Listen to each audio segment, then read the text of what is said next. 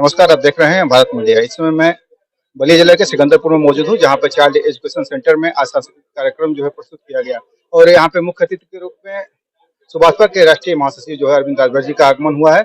आइए उनसे जो जानने की कोशिश करते हैं। सर, जिस तरह से आज आप सिकंदरपुर में मौजूद हैं और पार्टी के राष्ट्रीय अध्यक्ष जी का कार्यक्रम था, लेकिन ऐन वक्त पे आपका कार्यक्रम लगा, क्या कहेंगे सर? देखिए हालाँकि इस कार्यक्रम में हम दोनों लोगों को आना था और बाकायदे प्रोटोकॉल आया हुआ है। 2 तारीख से विधानसभा चलना है, तो कल सुबह 9 बजे ही माननीय मुख्यमंत्री जी ने कार्य मंत्रणा की बैठक बुला ली है, जिसकी वजह से माननीय जी को जाना पड़ा क्योंकि ये लंबा कार्यक्रम चलने वाला था और ठंडी का समय भी है, मौसम भी ठीक नहीं है।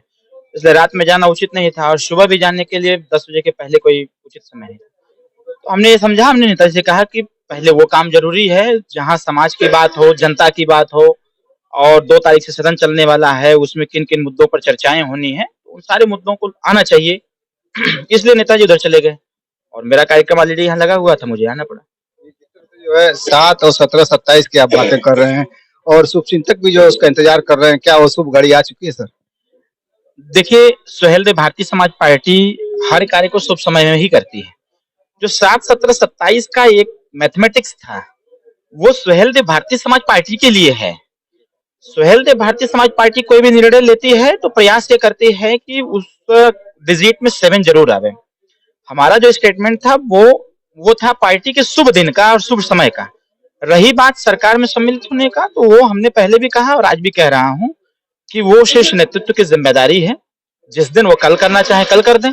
आज अचानक से नेताजी का प्रोग्राम चेंज हुआ है, कुछ भी हो सकता है। तो उस पे हम नहीं जाते हैं, हम बस इस पे ज़रूर जाएँगे कि हम एनडीए के हिस्सा हैं, हम अपना काम कर रहे हैं। अभी हम सिवान से कार्यक्रम करके आए हैं। हमने अगर ज़िम्मेदारी लिया है उत्तर प्रदेश के साथ-साथ बिहार में अच्छा परफॉर्मेंस देने का, तो हमारा नैतिक कर्तव्य और ज़िम्मेदारी बनती है कि हम काम करें और हम लोग काम कर रहे हैं। मंत्री बनना बहुत इम्पोर्टेंट नहीं है, हमारे लिए इम्पोर्टेंट नहीं है। अगर मैं यही इम्पोर्टेंस रहता, तो हम पिछली बार पूर्व मंत्री हैं, पिछली बार ही क्यों पद ठुकराते? हम 1 नहीं, 2 नहीं, हमने 8-8 मंत्रियों से हमने इस्तीफा दिलवाया। तो मंत्री बनना विषय नहीं है, विषय इस बात का है कि जिन मुद्दों को लेकर के हम लड़ाई लड़ रहे थे, एनडीए के साथ थे, हमारे वो मुद्दे सॉल्व हो रहे हैं। बहुत सारे मुद्दे सॉल्व भी हुए और बहुत सारे मुद्दे पेंडिंग में हैं।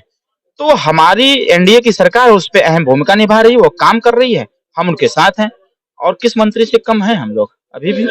चाहे जहाँ भी हो, जिस भी गरीब की समस्याएँ हैं, किसी भी व्यक्ति की समस्याएँ हों, एक फ़ोन पर सारे सॉल्यूशन हो रहे हैं। जिस तरह से जो है आपका कहना है सर, मंत्री बनना जो है नहीं ज़रूरी है, गरीबों की जो है समस्याएँ जो है सॉल्व होनी चाहिए। सर, जिस तरह से आगामी जो है लोकसभा 2024 की तैयारियाँ चल रही हैं, सलेमपुर में लोकसभा क्षेत्र में आप आज मौजूद हैं और देखा जा रहा है जिस तरह से एक मेडिकल मैन के रूप में जो अपनी पहचान बना रहे हैं राजेश सिंह दयाल जी और आपसे जो है लगातार मिल रहे हैं। क्या लोग जो है लोगों में चर्चाएँ हो रही है, भाजपा के जो सलेमपुर के अगले उम्मीदवार भी हो सकते हैं? देखिए राजेश भाई साहब हमारे मित्र हैं।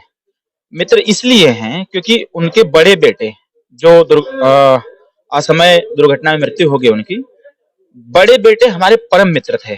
मैंने भी मंच से भी उसका घोषणा किया कि मैं चिल्ड्रन कॉलेज आजमगढ़ में जब मैं पढ़ रहा था, तो वो हमारा रूम पार्टनर हुआ करता था। मुझे नहीं पता था कि राजेश सिंह उसके पिता है, इतने बड़े आदमी हो जाएँगे, आई डोंट नो, मैं नहीं जानता था। उनके जो छोटे बेटे हैं, वो हमारे ही एमबीए हॉस्टल में लगभग हमसे 6 साल जूनियर रहे हैं। तो एक मित्रवत हमारा मित्र रहा है और जब हमको ये पता चला कि जो व्यक्ति बिजनेस में लपटा हुआ था और राजनीति में आया हुआ है, तो मेरी इच्छा हुई कि अब तो हमारा मित्र रहा नहीं, कम से कम उसके पिताजी से मेरी मुलाकात होता रहे। तो इसलिए हम उनसे भेंट करते रहते हैं और उस मुलाकात का ये न तर्क निकाल लिया जाए या इसका आकलन लेने के लिए कि पॉलिटिकल ही हो सकता है। हाँ, मैं उनके साथ खड़ा हूँ।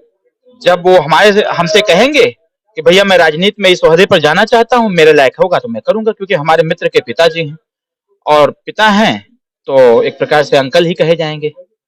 तो राजेश भाई साहब मेहनत कर रहे हैं। एक मेडिकल कैंप में मैं भी गया हुआ था, आपके सलेमपुर में मेरा कार्यक्रम लगा हुआ था। तो प्रिंस ने हमको फ़ोन किया कि भैया आप आ जाइए। चले गए, बस देखने के लिए गए थे क्योंकि आइडिया जहाँ से मिले लेना चाहिए। और जब मैं वहाँ गया तो हमने कहा, देख के मुझे इस चीज़ का एहसास हुआ कि ये काम हर जनप्रतिनिधि को करना चाहिए, जिससे कि स्वास्थ्य संबंधी जो सेवाएँ हों, वो बहुत ही सुचारू रूप से और सही तरीके से और बहुत ही आसानी से गरीबों तक पहुँच जाए। तो बस ये हमारा उनसे मित्रवत संबंध है और जिस दिन वो कह देंगे राजनीति के लिए मेरे बस के लायक रहेगा तो मैं जरूर उनको अवसर दूंगा राजनीति में। जिस तरह से जो है आप आपने एक संजय भाई को बड़ी जिम्मेदारी दी है, पार्टी का जो है महासचिव बनाया है। क्या खूबियाँ उनके अंदर देखी है आपने? बहुत कम समय हुए उनको जो है पार्टी से जुड़े हुए सर। देखिए संजय भाई से हम लोगों के ये कम समय जरूर हुआ है क्योंकि लंबे समय से हम लोग बातचीत करते रहते थे, मिलते जुलते रहते थे। और संजय भाई साहब बहुत अच्छे व्यक्ति हैं, सामाजिक व्यक्ति हैं और अ, उनको कार्यकर्ता पसंद भी करते हैं। अभी हमने चुनाव भी लड़ाया था, आपने देखा भी होगा उस समय भी कि अल्प समय में मजबूत प्रदर्शन करने का काम किए थे। थोड़ा सा और समय रहा होता तो शायद यहाँ से हमारा प्रत्याशी चुनाव जीतता। तो संजय भाई में वो काबिलियत है और हम अपने पदों पर जिस पद पर हैं उसमें बहुत ठोक ठकार करके बहुत सोच समझ के हम निर्णय लेते हैं। और मेरा जो निर्णय है वो मेरा ही नहीं, माननीय राष्ट्रीय जी का निर्णय यही है कि संजय भाई जिम्मेदारी को समझते हैं और इन जिम्मेदारी को जो समझे उसको उस पद पर नवाजा जाना चाहिए। इसीलिए हमने उनको पद से घोषणा किया है। वाला सर, जो जिस तरह से आपने मंच से घोषणा की, 33% आरक्षण तो ऑलरेडी महिलाओं को जो मिल चुका है, 50% की बात कर रहे हैं। संजय भाई को अपने महासचिव बना दिया है। सायरा बानो यहाँ से जो उम्मीदवार थी, किसी कारण से जो है सीट जो है बदल गई और वो चुनाव नहीं लड़ पाई। तो उनके लिए भी कुछ जगह है? देखिए जैसे जैसे क्या है, कोई मास्टर हो जाता है तो उसकी पत्नी मास्टराइन कहलाती है। ठीक, कोई नेता हो जाता है, जैसे हम नेता हैं, हम डॉक्टरेट हैं, मंत्री भी रहे हैं, हमारी पत्नी प्रधानाध्यापक भी हैं, तो उनको लोग मास्टराइन नहीं कहते, उनको नेताइन लोग कहते हैं। और पिताजी राष्ट्रीय अध्यक्ष हैं, हमारी माता जी को हमारे हमारे पार्टी के सुरेंद्र भैया बैठे हैं, ये सभी लोग हैं, सभी लोग जो है वही कहते हैं। तो ऐसा नहीं है, अब जैसे राष्ट्रीय सचिव के पद पर मैंने इनकी घोषणा किया है तो चाहे ये हो जाए चाहे वो हो जाए वो विषय नहीं है, वो माइंड नहीं करता है। हाँ, ये जरूर है कि हमने संजय भाई के काम को हल्का कर दिया है।